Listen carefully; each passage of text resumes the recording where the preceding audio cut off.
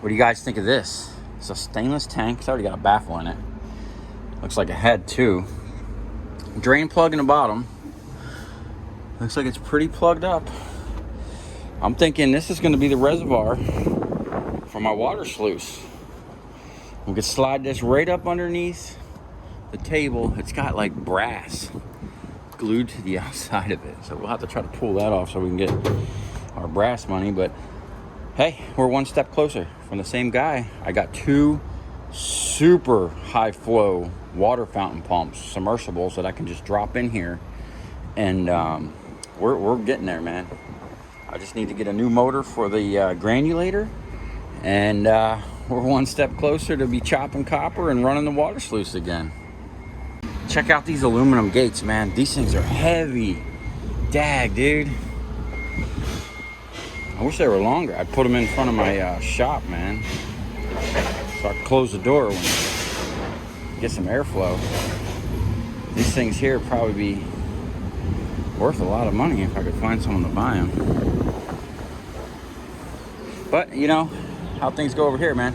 They're going right in that trailer and going right to the scrapyard. All right, so I got this thing back at the shop. And let me tell you something. This is some thick stuff, man. This thing weighed like almost 300 pounds. It was like 280 pounds or something like that. And I got this other piece with it. And I'm pretty sure this was the base, because this pin and that pin lines up with the holes right here and here. So this would actually have to be flipped. And this is wrapped in brass. So I don't know if I'm going to keep this. I mean, it is nice stainless angle. I'm not sure what I'd do with it, but I'm definitely going to pull the brass off it and pull the brass off of this.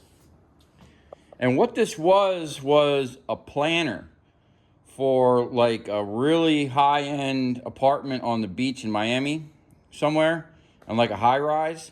So they drug this heavy-ass thing up there and had plants in it. And that's why the drain's in the bottom, and I guess they had it all plumbed out, and there's a hole over here. They must have had it drained somewhere. But now we got it, and what I'm planning on doing is we're gonna mount it up under the table. So for a long time now, I've been wanting to cut this beam off. Okay, this one right here. It just runs all the way across and has these wheels on it that really don't do much, because the wheels were an afterthought and they didn't work out too well. But they do kind of work. I can kind of maneuver the table around. So I want to cut that off, cut this tray out of there that these are sitting on. It's just storage under there now. And I want to lower that beam all the way close to the ground where I could still get a pallet jack underneath this thing, and or a forklift. And I'll reinforce it so I can pick this table up from the middle. That's how I move it now. I put a pallet jack under there, but I got to put blocks, spacers, because that's too high. So we're going to drop that down. And what I'm probably going to do is flip that beam.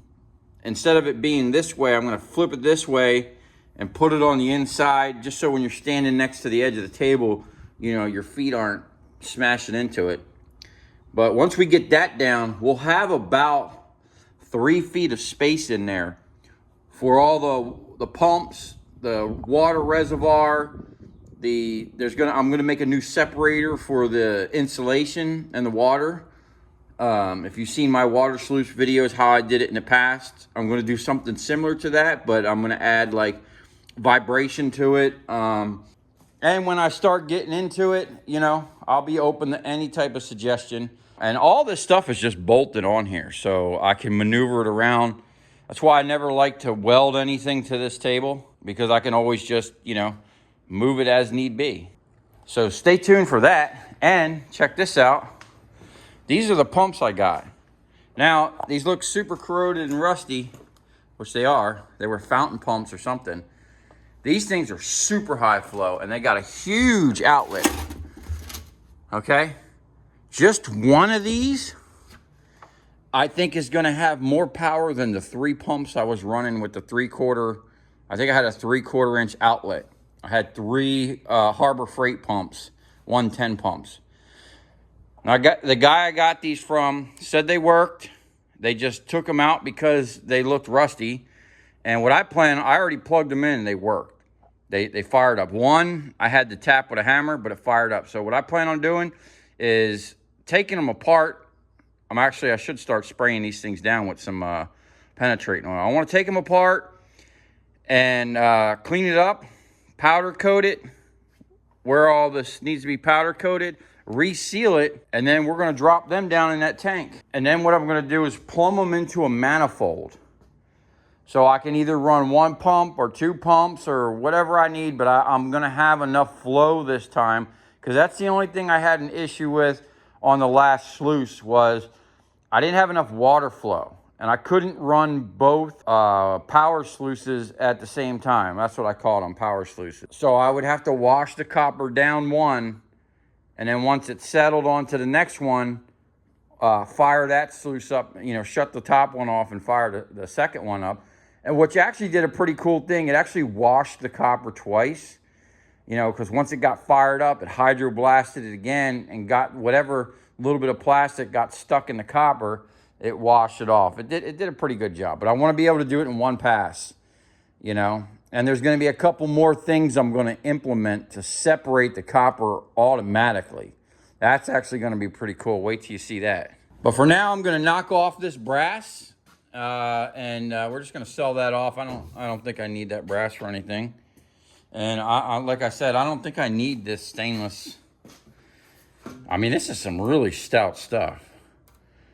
But I don't know what I'd do with it. I might save it, or I'll send it with this. Guy gave me this stainless barbecue.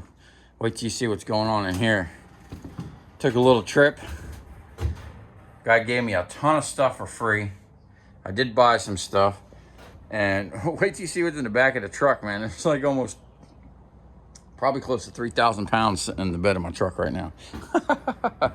So stay tuned. I'm going to attempt to recover that brass.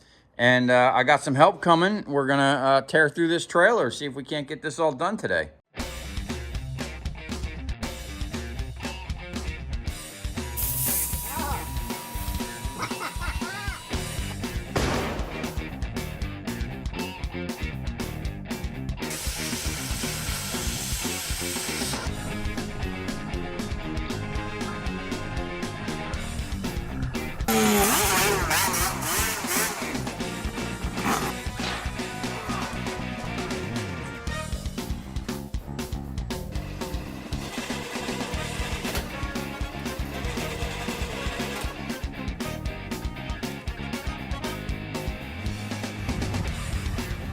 I'll tell you where we're going, right to the scrap yard.